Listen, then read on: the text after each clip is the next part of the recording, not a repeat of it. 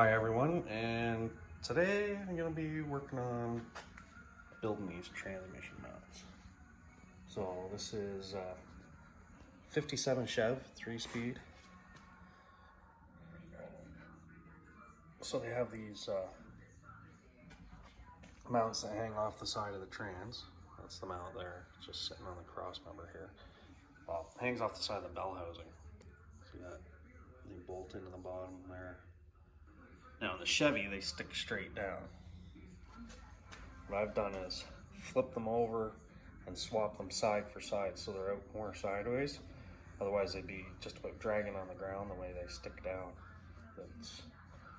I'll have to check with my Pontiac since it's basically it's a 55 Chev because it's a Canadian Pontiac, so it's a 55 Chev chassis under them. I'll have to see how that actually hangs down. The engine and trans must be jammed way up in between the frame rails on those. Not mounted very low at all. So I would push it way up. Anyway, I'm going to use this angle iron. It's going to hit there, no problem. And tie it in and shape it a bit so it doesn't look like I just scabbed a big hunk of angle iron. But yeah, we'll get right to it here. Okay, back at it again. I got the T, gonna finish up these transmission mounts. Gonna pump this thing up everything.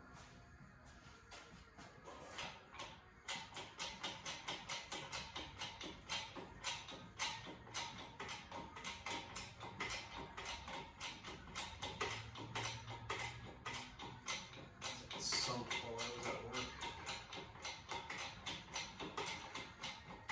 Get on the windows, this thing, everybody needs an air else. There's a jack standing over that. Use this to manipulate it up and down.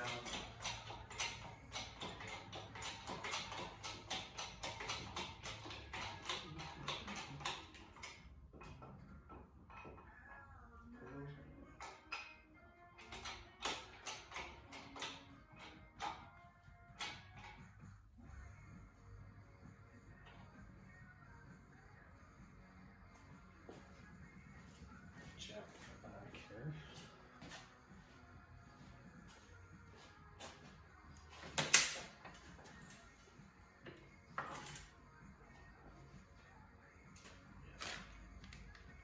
I'm gonna have to trim that out.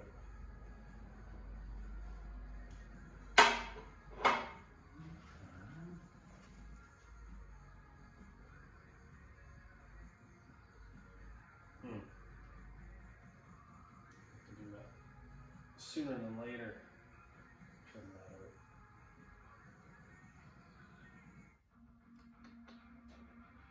Cross member here. The front, there's a left that's hitting the transmission.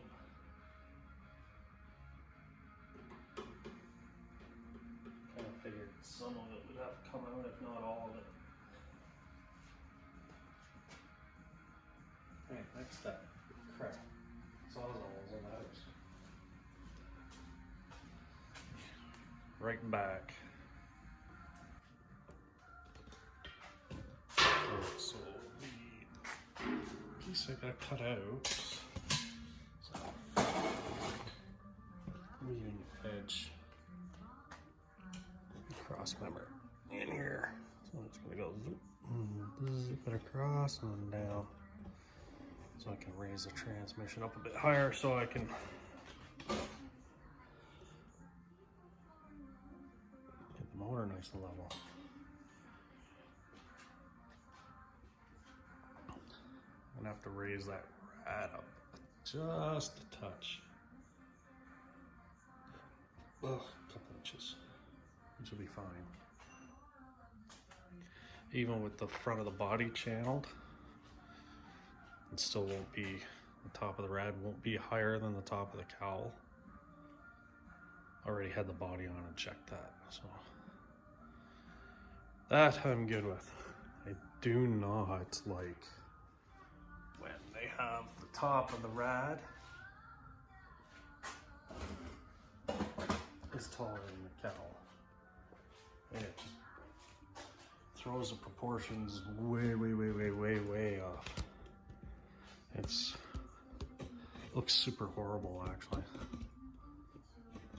Same with when they get the front end stretched way out and there's 3 miles between the ride and the engine, and they got shitty fucking, excuse my French, electric fan on the stuck on the rad.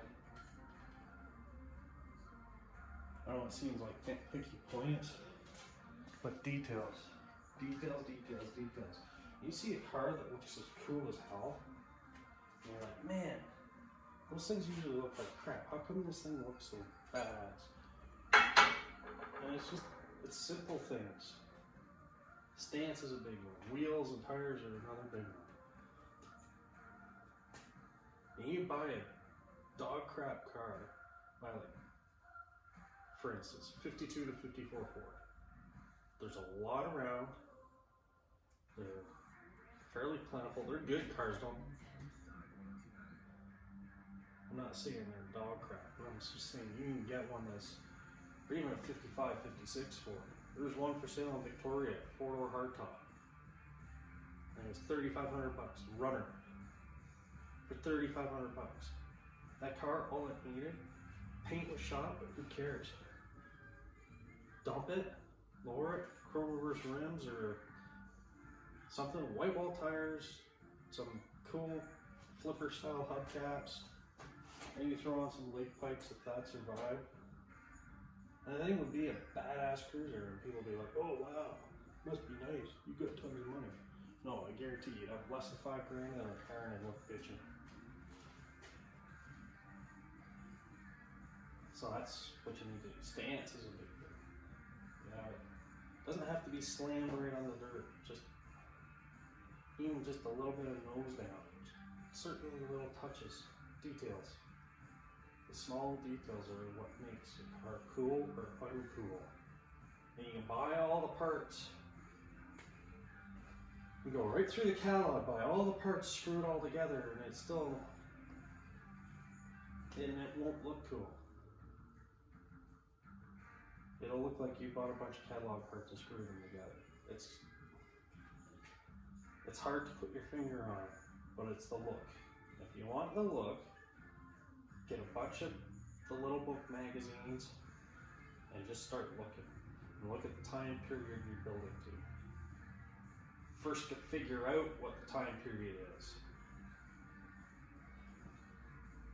There's a lot of guys that say they're building the 50s hot rod and it's the 60s, it's just going to be, or 70s. I'm not even going down that road. I'm not a stickler for, it's got to be the original air in the tires and ridiculousness. I'm okay with using radials because, quite frankly, no one makes a decent bias ply anymore. They're all shit because they're pretty much made from one company that bought all the molds. Because real manufacturers, like Firestone and that, they weren't selling them selling a couple hundred cents a year is selling nothing to them. So I guess we gotta be thankful the companies that have kept them in production for display. Anyway, let's get cutting this apart.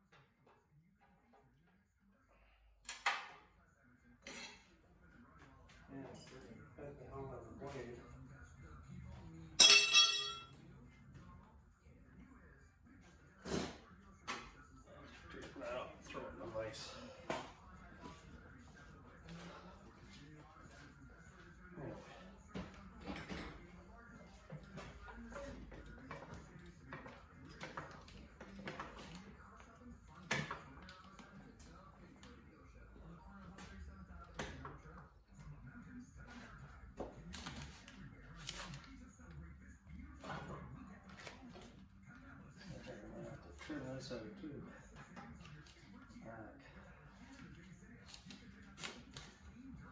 That's the case. I'm probably gonna throw a piece of that tubing, square tubing I have in here, and I flip the frame over, brace it up. Looks like it's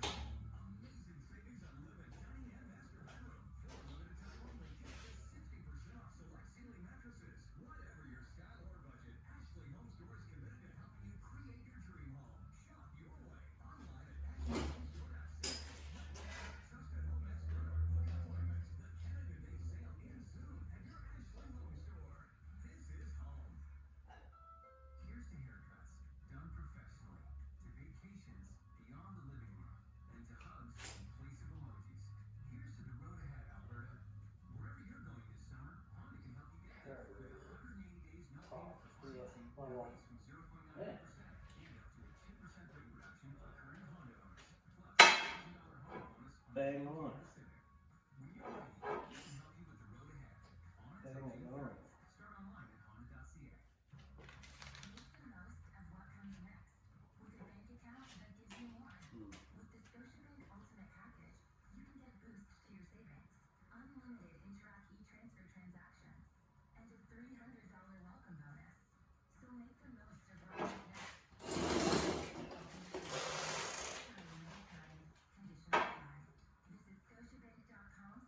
Yeah.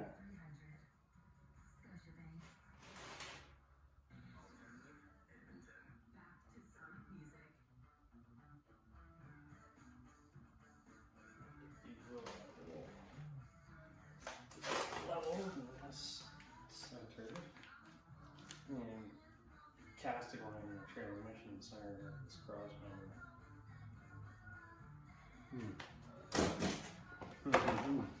So we drill that hole.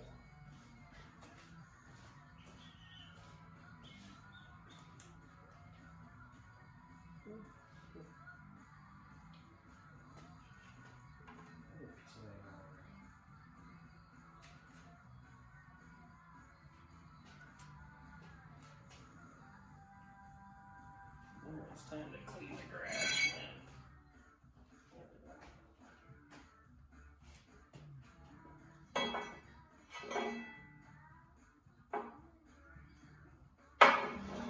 Well, apparently it wasn't recording last time I started. So, yeah, I had to cut that edge of the cross member out, give some room for the transmission. Probably I'm gonna have to do the same for the back here.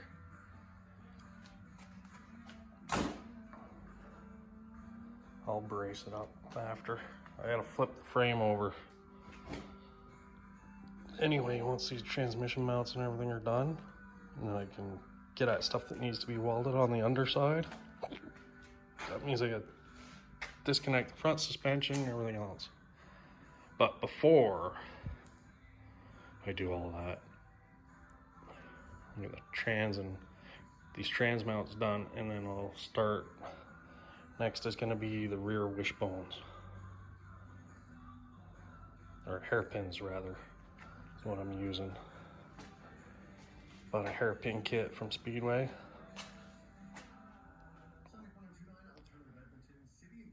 Yeah. Really want to get these these mounts done. I'm gonna put the header on the other side here, throw the body back on, have another boo. I do have to raise this, change the mounts for the rad and raise them up, because the fan is gonna hit the water neck. So I'm gonna come up a couple inches. That still won't put it higher than the cowl, the top of the cowl here. So like, oops, touch my finger. So this edge of the cowl, which is the top, body sitting on its side, or up on the back. So the rad won't sit higher than this in front of the rad. I really can't stand that. When the rad's sticking up higher than the cowl, ugh, it's just proportionately wrong. Anyway, I gotta do some more farting around with these mounts. Because apparently... So yeah, I lost about 10 minutes of footage that's for the end of this that shows these transmission mounts all finished up. Not welded to the frame yet, but all finished up. So I'll get to that on the next video. Thanks for watching, and have a great day, and hit the subscribe button if you haven't. Thank you.